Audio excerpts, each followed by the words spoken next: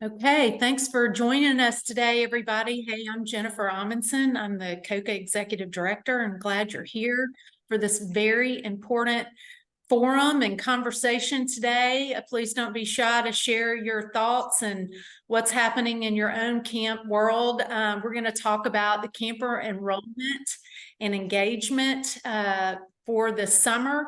And I'm excited to have Becky Felak, who is the COCA Region 7 Director, is going to help us talk about this conversation today. But before I turn it over to Becky, I'm going to give my shameless plug for the next session, which is next week on the 19th at 4 o'clock Eastern time.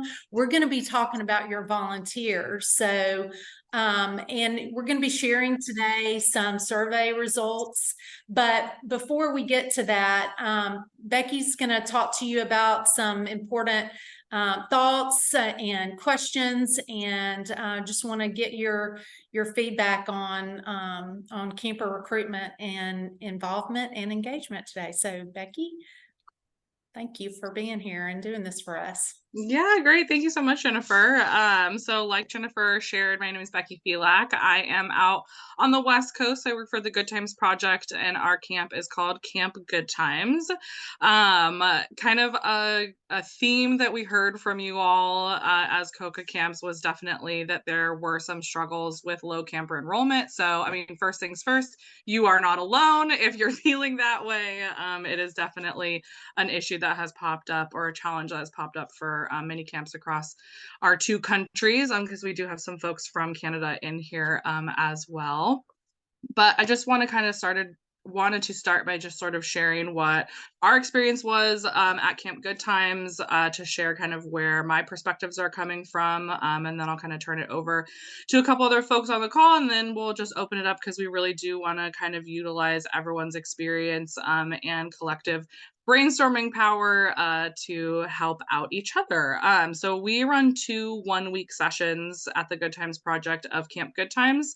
And we definitely did still struggle to get back to that like pre-pandemic enrollment for campers this year. We were a little bit higher than last year, but still lower than kind of what our capacity certainly is.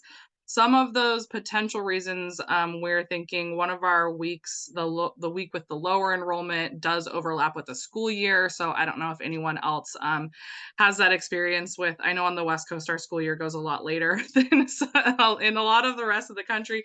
But we definitely identified that as a potential issue, as well as our continued vaccination requirement for COVID vaccines, which also seemed to be kind of a popular answer when folks were kind of reflecting why they think they might not have the same enrollment as past experiences. So that's kind of where I'm coming from. Um, Dave and Lauren both offered to kind of share their experiences at their camps. So, Dave, I don't know if you want to hop in and kind of share what you saw. Dave is with Camp Fantastic Special Love, what you saw this summer, and kind of what your experience was like. Sure, sure. Well, thank you, Becky. I think we were one of the last camps to go back because we work with the National Cancer Institute to provide our medical staffing. And of course, they, for years, have taken their direction from Anthony Fauci, who, God bless him, he was the ultimate safe person. So we didn't actually find out. We didn't fully get the okay until early June that we were going. We were expecting to go, but they kept holding off, holding off, holding off. So by the time we said let's go, we had gotten a little behind the 8 ball. But I think, Becky, you already covered several things. Our school starts earlier than most people, and our camp is not until the third week in August. So this year we did lose several kids because of that. We also, I think, in addition to the COVID precautions, which we also had, I just think that because we had so many veterans age out, and we didn't have those 7, 8, and 9-year-olds coming in the whole time. We just skewed much older than we normally do because we didn't have a lot of 7 and 8-year-olds this year. And I think that was probably a combination of parents being ultra conservative and saying, well, my kids have never been on a sleepover, and even 10 years old, but he's never been away from home, and so he's just not ready. And we had a lot more of that than I'm used to seeing. But I just think it's also the fact that we've basically trained teens, especially adolescents and teens, to live on their computers in their own bedroom for 4 years, and now we're saying go out and mix and mingle with people. It's a pretty scary thing. The ones that did come out, I noticed, are way more short on energy. We had more teens in the nap room this year, I think, than anything, because they just weren't used to engaging live. It was tiring on all of us, but I was surprised to see that even the teens were lagging. Yeah, that's interesting. And I totally agree that over the past few years, it has been COVID has been such an isolating experience for so many people. I mean, we have campers that like are still doing virtual school, and so for them then to come in to camp, it's a big adjustment to being go and being around so many other people throughout the week. That's great insight. Yeah, we hear it every day that the COVID and the virtual school has just caused such a loss of social skills and maturity among kids these days. And I do think that it's going to have a profound effect for years. Yeah. But camp gets that back. Exactly. Yes. One of the services we're providing.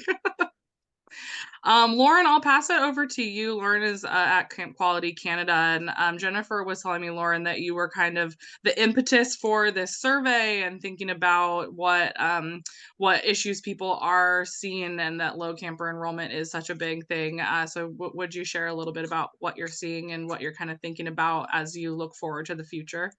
Yeah, for sure. Obviously I echo a lot of what Dave said in his remarks. I first reached out to Jennifer about this just because our registration was lower than it had been, and obviously we're still building back from the pandemic and a couple of years of virtual camp. But I think with the pandemic, we're seeing different trends within our programs, and so I wanted to see if that was reflected across other camps as well, to see if we're all kind of in the same boat and if we can all work together and collaborate and share resources and ideas and how to update our programs to best meet the needs of our populations and communities that we serve. We're seeing a really big interest in family programs versus our kid-only programs this year. And I think part of it is families are still a little nervous, not all of them, but some of them are still a bit nervous with COVID and people getting sick and things like that. And I think a piece of it is they also just want to spend time as a family, and they want that time together to connect with other families. Our registration was lower this year, and a lot of families had big trips and vacations planned and kind of like bucket list things that they didn't get to do during the pandemic year. So that's some feedback we also heard. And then we also had like a pretty good influx of new campers, which was nice, but our returning campers were very late to the game, and some weren't able to make it because they were reaching out, a few days before camp started, being like, hey, actually we changed our mind, we're not going on vacation, we want to come to camp. So we were kind of a little bit all over the place. Our numbers were up from last season, but we're looking at how we can update our programming for 2024 to meet the needs better of our community. One thing that we found helpful was for our in-person volunteer staff training, which we host about a month before camp. We did a half-day training in the morning, and then the afternoon, we actually invited all the families to join us for a lunch and activity day. So they got to meet all the volunteers and staff ahead of camp, which I think helped ease some of their minds as we went into the week. But yeah, I think that's all I've got. Yeah, no, thank you for sharing. So as you're thinking about, you kind of talk about like adjusting programming or adding programming to meet families' needs better. Are you envisioning like transitioning a week of regular camp to be a family camp? How are you thinking of meeting families kind of where they are to provide that perceived or shared need? Well, our survey results are still coming in from the summer, but that was part of our end of summer survey to see what type of programming folks would want. So we did offer that as a potential program for 2024. So we'll wait till we get a few more responses, and then I'm happy to share that. But yeah, we would look at offering maybe more family weekends or a full week of family camp, or more single day programming throughout the year that's more consistent. Mhm. And has anyone made that transition already of offering a family camp option this past summer where you maybe hadn't done that before? No, that's fine. I did see, Beverly, that you shared, you think one reason that you guys are not experiencing low camper enrollment is because of your year-round programming. Would you mind sharing a bit more about that, and what kind of impact you think that those year-round offerings has on the summer enrollment? Yeah, so well, Candlelighters was founded by parents of children with cancer. So our guidelines are guided by parents who are in treatment, right, or finished treatment. So you know, the social workers actually rely on us for many different things. Like we provide financial assistance, for example, you know, paying rent and utilities. So you know, to be honest, for a social worker to pay someone's bill or car payment or something, just to send a simple request out, and then they're like, oh, by the way, they're also interested in camp or something. Can you follow up? You know, like the social worker only cares that the family is safe, healthy, housed, you know, fed, and the child's in treatment. So camp is like on the periphery of like essential needs to a family and to the social workers. That's kind of my opinion. But and then, you know, so every month we're doing something. Like, for instance, we're doing a candlelighting at the hospital this month, and of course we are going to acknowledge with a gift. We do Ben's bells here in Tucson, these beautiful kindness bells. We'll be giving the social workers a personalized Ben's bell. So it's kind of like give and take, right? You want something from someone, you also give and acknowledge, the work they're doing. So we have this constant relationship with hospital employees. So even when new employees come, they know who we are because prior employee says, oh, these people can help in this and this and this different way. So, in fact, like we'll fill gift wishes for the kids for the holidays. So a personalized gift wish. And so we'll fill about 200 gift wishes for the kids. We do a So prom is that for the really teens. kind of just getting yourself in front of the new family or new families so that they're on your mind and they're familiar with your organization, Correct. that kind of thing?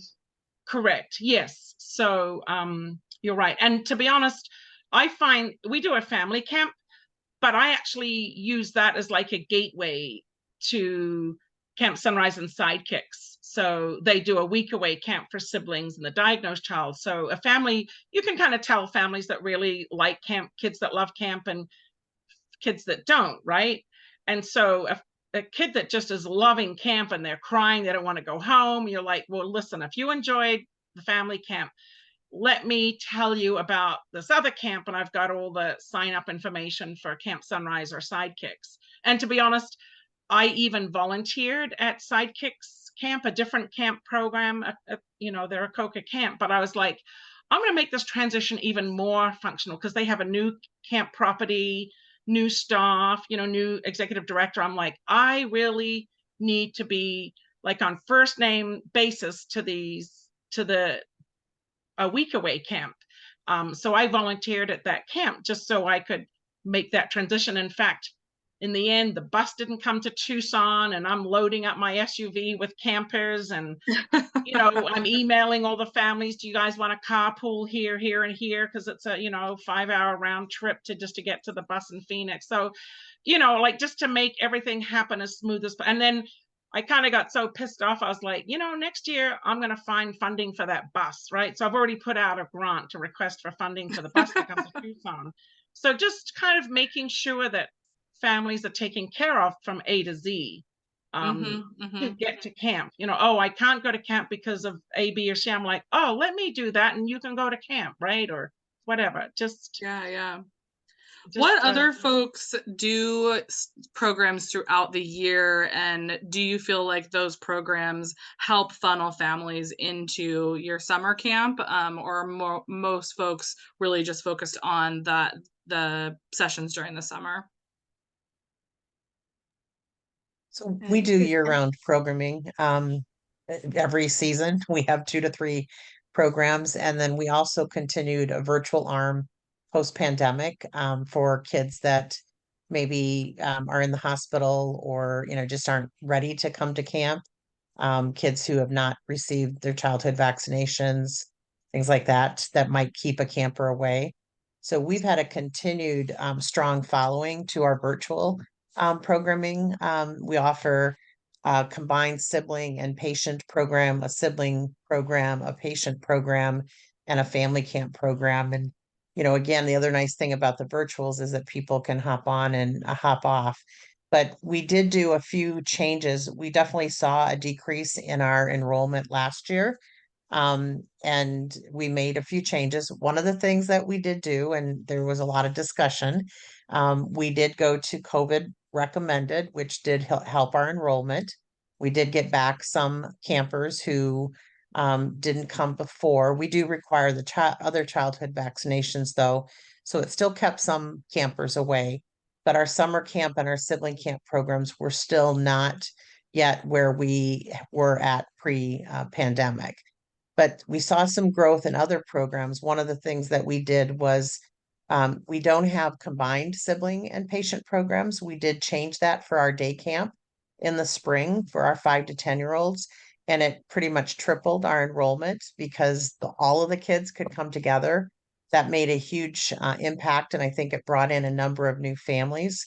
Right now, we're sitting with about 60 families enrolled for our fall family camp program, which is the most we've ever had, and probably won't be able to take that many. So we have definitely seen growth in some other programs. And I think it's because we have made some changes in how we do things. We also offered for our adventure program in the summer the opportunity for siblings to come as well.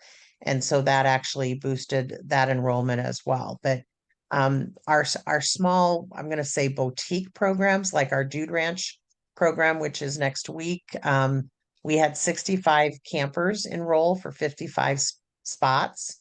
And we probably are going to end at 55 with some drops and things. So some of those smaller programs, we go skiing at Park City. Those have definitely hit where we want to be, but we're still working on rebuilding summer and the sibling program in the summer. We saw a lot of reasons. I think the impact still this year was some kids are still going to summer school and trying to make up for lost time during the pandemic. I think our sibling program, some of our older kids, they just basically kind of moved on with that 2-year gap and kind of found other things to fill their summer. I think a lot of kids were involved in the families taking the vacations, making up for, that lost time as well. I think there was a lot of things that competed for our blocks. One thing we did find that was probably beneficial is posting our dates earlier than we have done in the past. So we're trying to now post the dates a year at a time so that families will, the first of the year, know exactly what the dates are for every single program for the rest of the year. And I think that has been effective. And then we also did a huge marketing campaign. So in the Chicagoland area, we cover about 8 hospitals. In Wisconsin, we have about 3 hospitals that are referrals. So we just bombarded them with brochures and pamphlets and emails and just trying to reconnect and make those connections again. We ordered little plexiglass stands that our brochures could go in. Those were sent out. We reached out to all sorts of organizations that potentially could be referral sources like the Ronald McDonald House and Make-A-Wish and just different places that could also help us get the word out about camp. And so I think we're starting to see some benefits from that marketing piece. But it's definitely slow. Mm-hmm. Thank you for sharing all of that. A follow-up question I have, Susie, for you as well, as Sammy shared in the comment section or the chat is just if you have any advice on like how to start building that relationship with hospitals. Sammy shared that they do an in-hospital program. And I know, every hospital is different. There's, different rules and everything for folks to get into hospitals, but for maybe a camp that's looking to like break in or start that relationship, if either of you or anybody else has any suggestions of like the type of hospital worker to reach out to, or what different avenues to kind of try to start that positive relationship. I think what's worked for us is to use our medical staff liaisons. So those who volunteer at our programs from the different hospitals, whether or not they're child life, whether or not they're nursing, social work, or whatever, really kind of utilizing them to help us. I've actually been trying to recruit more medical staff. And so I've done some presentations that have been kind of coordinated for me by some of these people doing some Zoom. I did a Zoom session for a dozen child life specialists at one of the smaller hospitals in Chicago. The other thing that we've done is we've started taking treats. So, we don't necessarily go visit, but for Nurses Week, we made up big buckets of treats and we delivered them to all the hospitals with a card from us and brochures as well in there. Again, dual purpose, recruit for the medical team, but also continue to let the medical staff that are talking to these kids know about camp. Our goal this year is to deliver treats twice a year. So last year we did the holiday time and then we did Nurses Week this year. And then we've also participated in a number of hospital outings, like picnics and things like that. And we've hosted a booth or hosted an activity or a craft project or something so that we can actually get out there in front of the camper families. So, I think one of the things I am going to say is we do use our volunteers for that, but we also have a fairly decent paid staff. So, I recognize that that's a strength potentially that we have that other organizations may not have. And so I'm being paid to recruit. And the volunteers, may not be able to give up more time on their weekends to do those things. Mm-hmm. Fantastic. Thank you so much for sharing. There's a couple other folks that are agreeing with what you're saying and offering sort of similar feedback of saying, yeah, reach out to social workers, child life specialists, nurses, bring hot pizza. We had a similar program for a while at our hospital of bringing snacks with flyers to the nurses, and maybe Mark and Tanya, we should start that again. Corey, yeah, go ahead. Let me unmute. Hi. So I heard what Susie was saying about sort of the gap in the pandemic and families or campers who maybe have moved on or found other things to sort of do. And so what I'm at Camp Sunshine in Maine, and what we are opting to do next year is host a camp for 18, 19, and 20-year-olds. It will still be a family camp, but it's really aimed toward them being the focus and a lot of the programming being around them, the ones who maybe missed it at 16, 17, and then sort of aged out, but have it be more of that sort of transitional time of their life. So we're going to try that this year for the first time. I don't know if anybody else has experience doing a family camp for older members of the family. That's a good idea, because in addition to the kids who were too young to come to camp before COVID, and now they're like about to hit middle school and they've never had the experience. We had the same experience with our 14 and 15-year-old campers who went from being on the cusp of being, the kings and queens of the teen lodge to now they're supposed to be counselors and they've never had the other experience. So we actually, for the first time, did a transition program during our week-long camp where we had the 18 and 19-year-olds as counselors, but counselors with a lot of assistance. And we paired them up with the youngest kids, and we let them, basically be part of all of the assignments. But we had somebody checking in with them constantly. It was very successful. I think we may end up doing that with all of our 18 and 19-year-olds because it's hard to overstate, I guess, what that 4-year absence has done to some of the emotional development for these folks. Yeah, absolutely. I saw Cindy brought up an interesting thought in the chat, saying that talking to their 7 to 11-year-old campers to speak to their parents directly. I think that's how I'm interpreting that, to help parents feel comfortable and trusting to send their kids away from a week. Am I reading into that right, Cindy? Yeah, we really needed to focus on that because after the pandemic last year, we went back in person and our junior camp was tiny. We had no 7 or 8-year-olds, which was crazy. But this year we had 46 new kids come into junior camp. So it was really a big recruitment from our medical staff who come to camp, but also just spreading the word at our medical center that the doctors and the nurses and the child life specialists are the people that the parents trust. And they need to know a lot about camp because those are the people parents feel comfortable trusting. And we also did more outreach prior to camp with our new families. We did Zoom calls with any camper that needed. We have 2-on-1 assistance and 1-on-1 assistance for campers with special needs.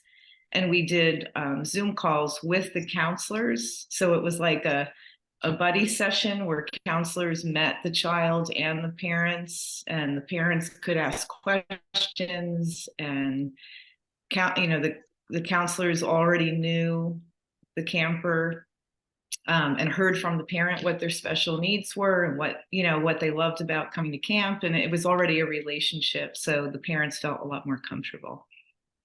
That's fantastic. Yeah, kind of one of my questions as I was thinking about what to talk about today is just curious what camps are doing or offering to kind of combat hesitancy from parents. And honestly, you hit on a lot of the quick brainstorming ideas, that I jotted down of like a pre-camp info session or meet and greet, conversation with medical staff. I'm curious if anybody else has something that they do pre-camp, either for folks who have already signed up who are maybe a little bit hesitant about coming as a first-time camper, or as more of a recruitment tool to show your trustworthiness, or help parents feel more comfortable sharing their kiddos with you.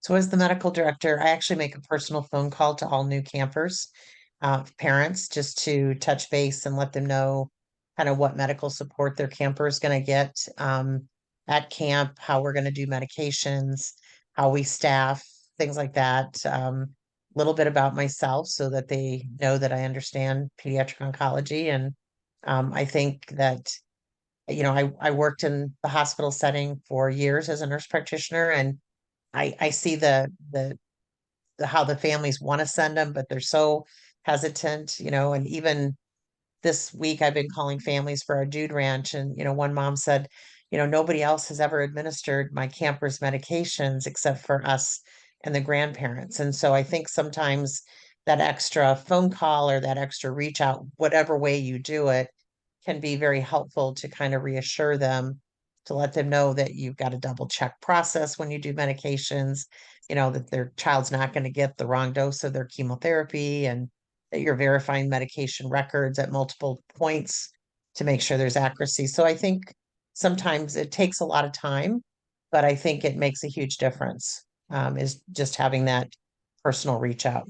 And I think a lot of camps do that anyway.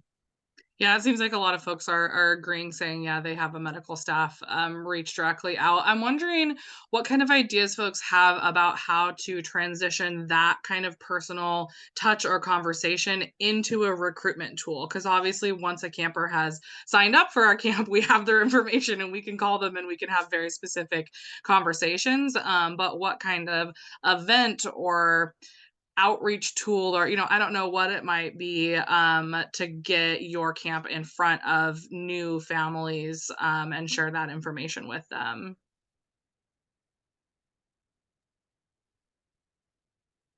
So I hate to keep talking, but No, please.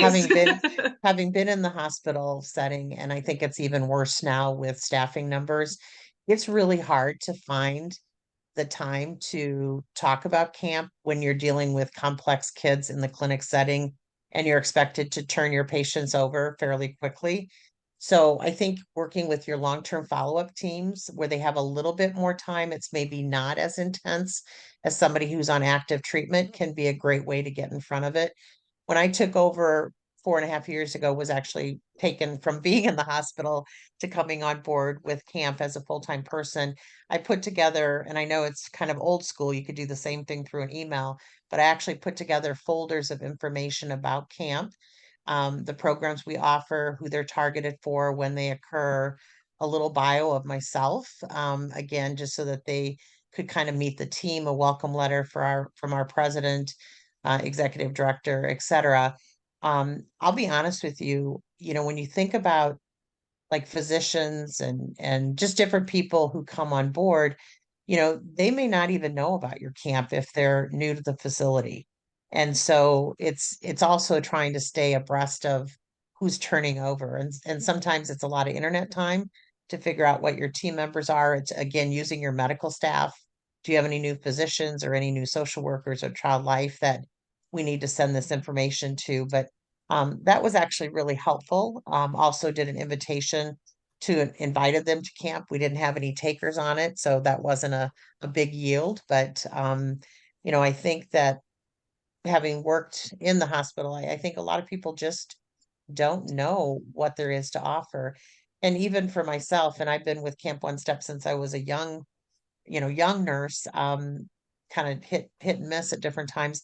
I didn't realize, for instance, that our family camps were open for a long time, were open to kids who were infants. I thought they had to be the same age as the summer camp kids. And so I think there's some misconceptions probably about some of our programs amongst the hospital staff that could be clarified through information sharing. Yeah, yeah. Something that you said popped into a thing that we did this year is invited a couple of, I think they were child life specialists, out to see our camp while it was happening. And they both left feeling so impacted and saying, oh my gosh, I feel like it's going to be so much easier for me to talk about camp now that I've seen it in person. And it's a real memory as opposed to just kind of a concept thing that I know about. So if you all have the capability to do that, would definitely recommend it. Jen, what do you have to share? So when we did our regional COCA conference earlier this year, one of the ideas that was suggested that I have not had any time to investigate was that some hospitals actually have like their own channel on the TVs that play in patient rooms, kind of that almost CC type of thing. And getting, if there's some type of like a promo video or something like that, to get over to the hospital to try to play so that it just pops up every once in a while. So then that way it's not a matter of a nurse or somebody needing to take time out of what is already a tight agenda, because that's what I'm kind of running into too, is we serve a national population, and reaching out to all of my people across the nation or outside, everybody's like, we just don't have time right now. We don't have time to talk about this. We don't have time to promote it. But if there's just something that we can like have available in a background somewhere that every once in a while they're going to catch other than a flyer. So that's something that I made a note of after mini COCA or regional COCA this year. Just haven't had any chance to investigate like how many hospitals do that. How do you get something on there or anything like that? So I don't know, but just to share that as a possible suggestion for anyone else too. Yeah, very interesting. I wouldn't have thought of that either. Dennis, did you want to share something as well? Yeah, I think Stephanie was before me though. Oh, I didn't see another. Oh, I only have the view on where I can just see people have their camera on. Sorry, Stephanie, go for it. Hi, this is Stephanie at Camp Sunshine. One of the things that we've been talking about, kind of similar, reaching out to our child life folks, our social workers, but kind of taking just kind of that COVID approach where we're going to offer a series of Zoom calls and reach out to our referring partner list so that we can just offer some information sessions for a lot of those folks who, like we said, are in new roles and new hospitals, are new partners.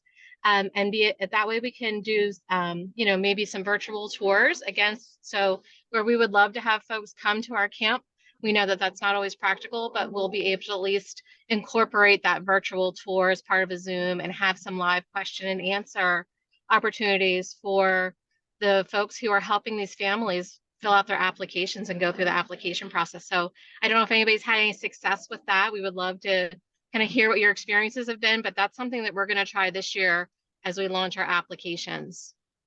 Yeah, interesting. We have done some virtual Q&A sessions, not geared to the medical professionals. We have offered it more on the family side, and they are very unattended.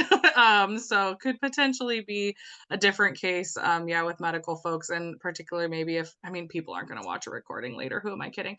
Dennis, what were you going to share?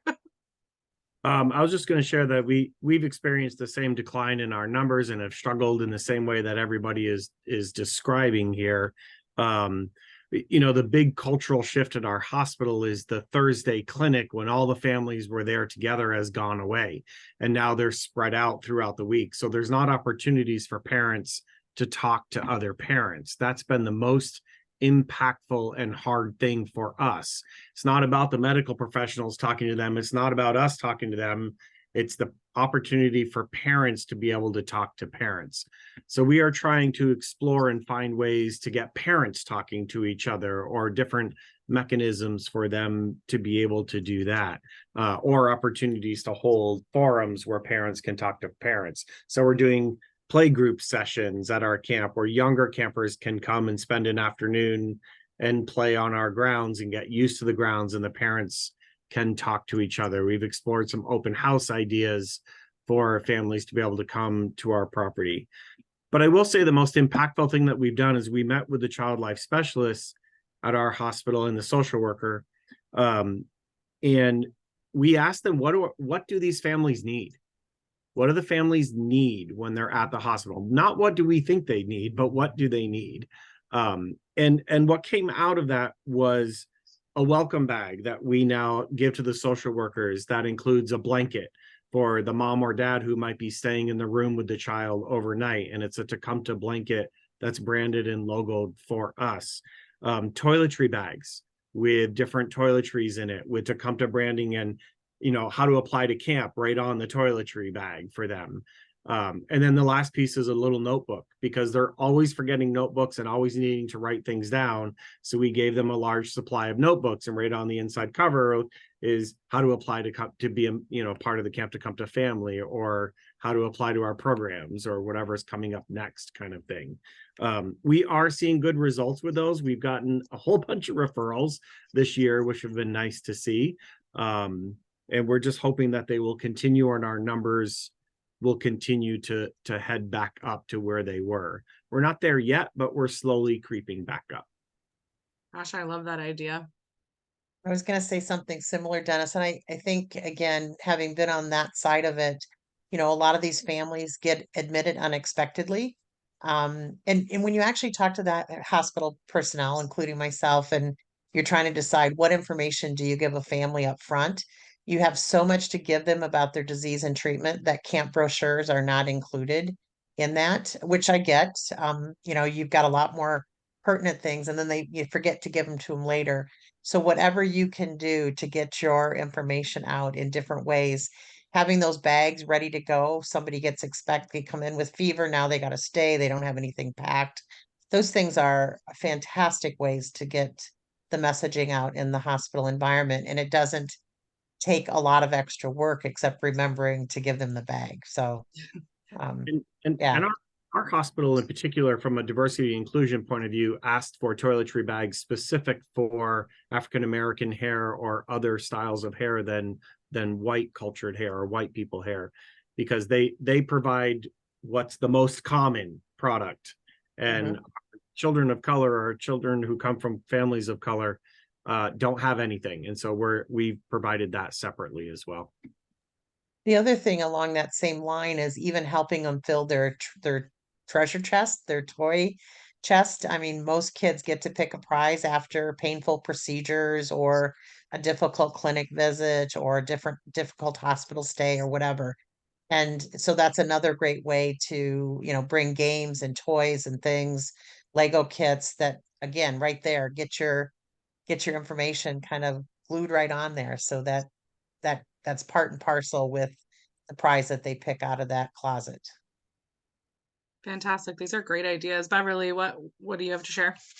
Well, I was impressed by Camp Tacoma having the money to send all their logo products. We don't actually have a budget for much of that, but we do have stickers, right, to put on things. So a couple of things, 3 different things.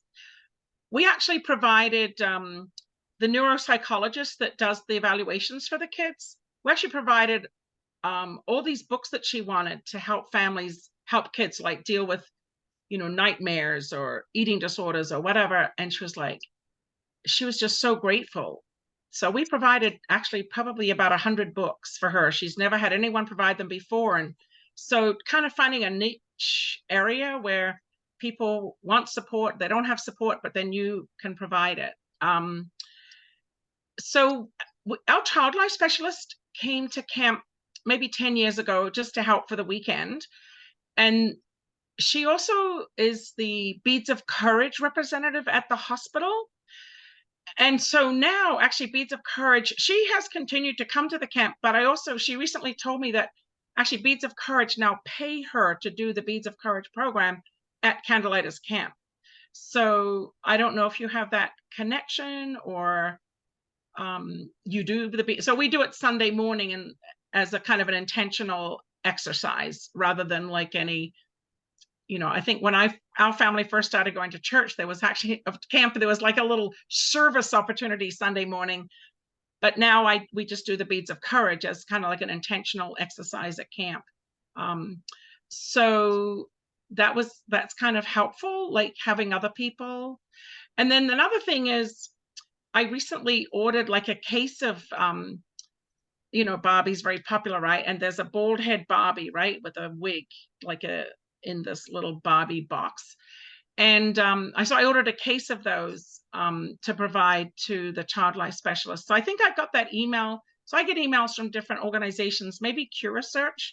I was on their email and they had this whole thing about order a Barbie. I'm not a big fan of Barbies, but I in fact wore my Birkenstocks to the Barbie movie. But so, just like that's free, right? Getting a case of bald head Barbies is free. And then, just deliver it to my house, but I just hand deliver it to the child life specialist so that she doesn't have to make any effort, to get it sent to her hospital or find out wherever. So just different things. I think I also introduced the AFLAC duck to our child life specialist, which she really appreciated. So just providing things, I'm just like, I'm connecting A, B, and C without spending any money.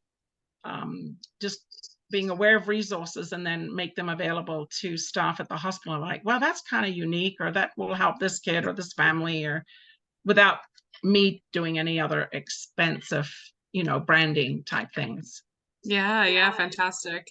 So it definitely seems like a common theme here in the big realm of camper recruitment is finding ways to connect with your local hospital. There have been some awesome brainstorming ideas. Does anyone else have a little trick or tip or a special thing that they are already doing either with a hospital or a clinic as a way to get your camp in front of new families' faces?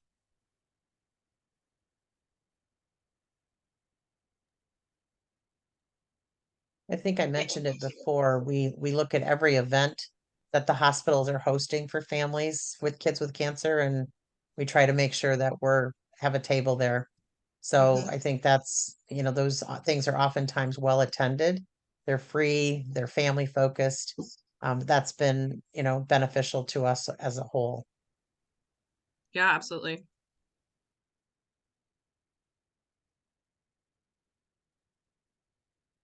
Tanya, I saw your actual hand up. Oh, go ahead, Beverly. Oh, no. So I don't know what size cities you're in, but so what's that? Baseball game, NFL or something. They do, at least in Arizona, they do a childhood cancer awareness game. So that was, a week ago, and we Candleitis brought a table up, but also we can get tickets free for families as well. So maybe check your local sports team, whatever it is. I don't think it even has to be just baseball, but they provide free tickets also for nonprofits serving families.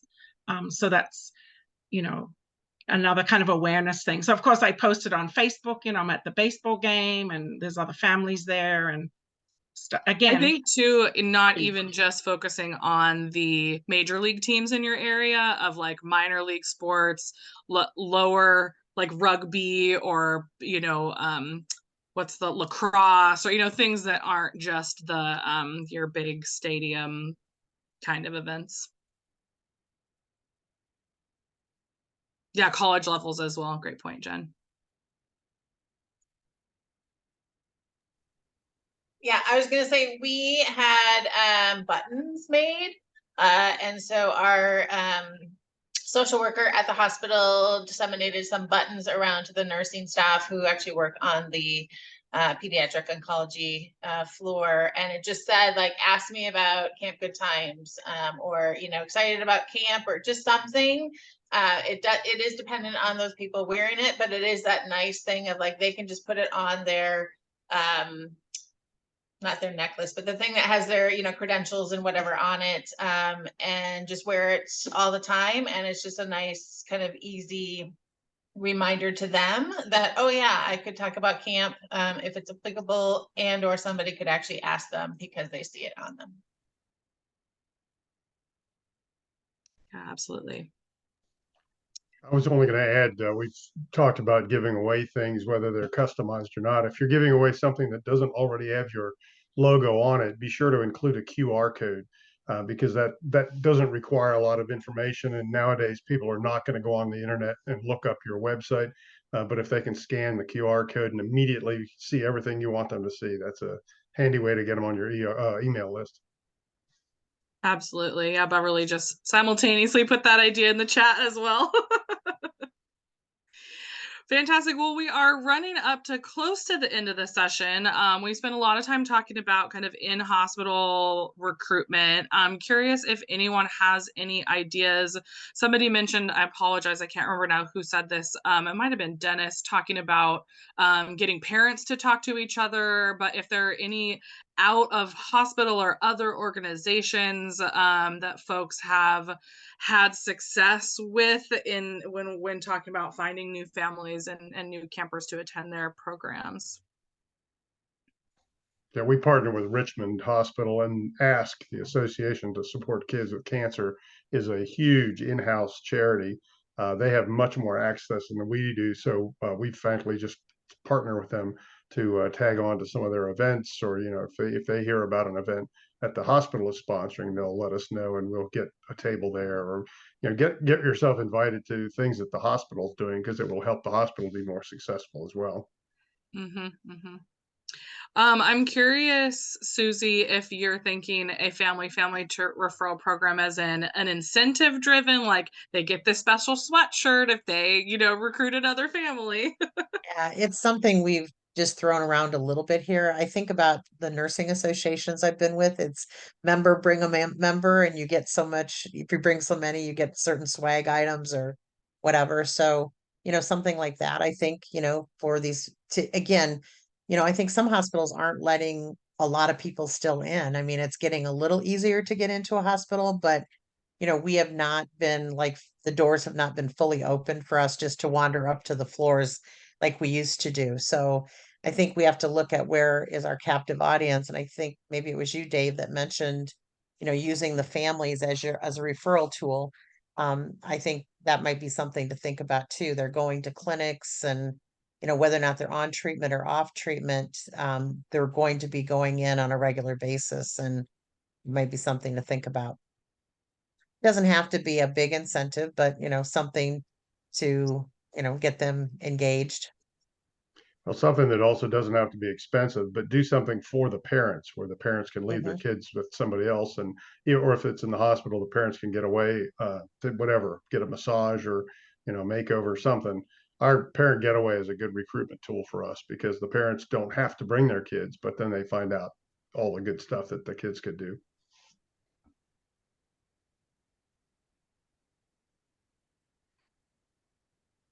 So Jennifer, did you put a plug in for speaker submission?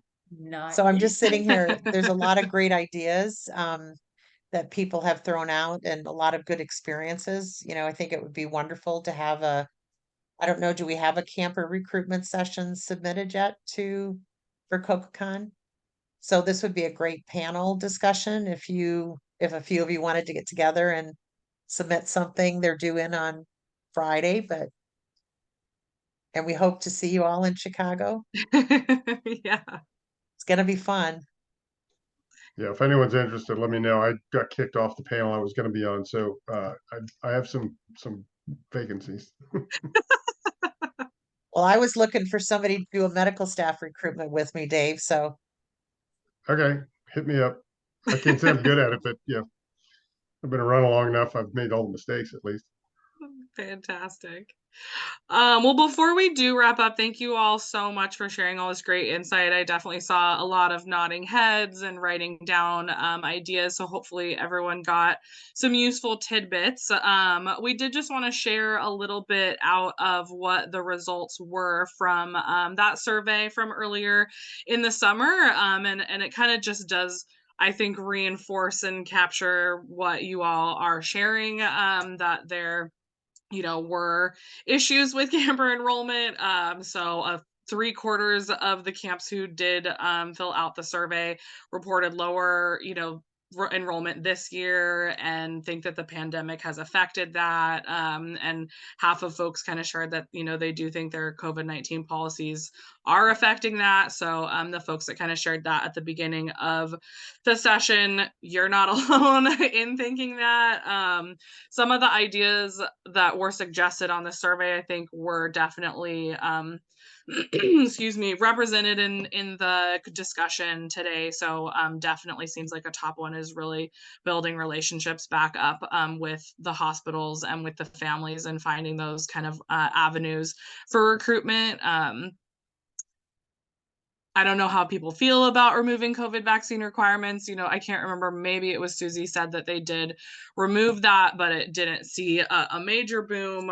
So as the years roll along, as we get further and further from the height of the pandemic, certainly something to think about. But let's go on to, I think there's one more slide with resulty things. And then just to give you a little, pat on the back again that you're not alone. These were some of the top challenges that folks shared on the survey that they were experiencing this summer. So having enough medical staff, lack of volunteers, which if you're interested in learning more about the session that Jennifer mentioned at the beginning of this session that will happen next week with, I wrote his name down, with Barry Altland, who is a volunteer engagement professional. I would highly recommend attending that session next week to kind of get some insights, ideas, and strategies on how to attract and retain volunteers there. And then issues with mental health, enrolling new campers, all that stuff that we did kind of talk about today. So again, we're all in this together, and it can feel like you're just on your own little island, but COCA is such a great community, as we've seen today. So much great knowledge, and one camp is doing one thing, another camp is doing another thing, and the more we can share that information and rely on each other, the more successful we all can be.